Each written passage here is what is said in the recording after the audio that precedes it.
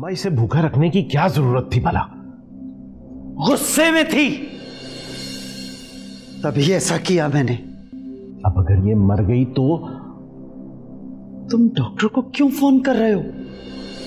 मत करो, हम खुद देख लेंगे। वो खुद पे पर्चा कटवाना है क्या? अम्मा पता नहीं आप भी क्या करती हैं, मुझे तो आपकी समझ नहीं आती।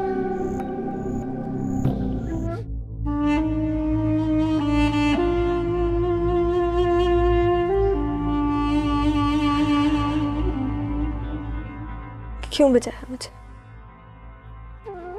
क्यों? मरने देते ना। कैसे मर जाने देते, और वो भी इतनी आसानी से?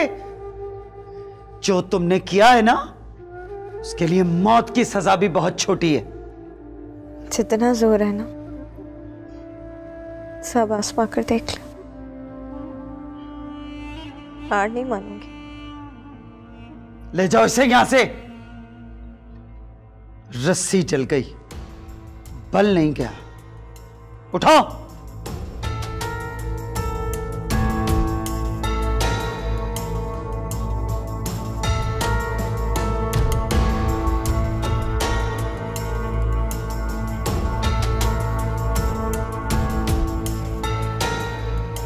ड्रामे कर रही है सब।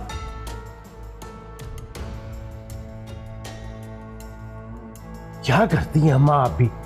थोड़ी देर उसे आराम तो कर लेने देती। चुप रहो तुम। मैं बेहतर जानती हूं क्या करना है और क्या नहीं।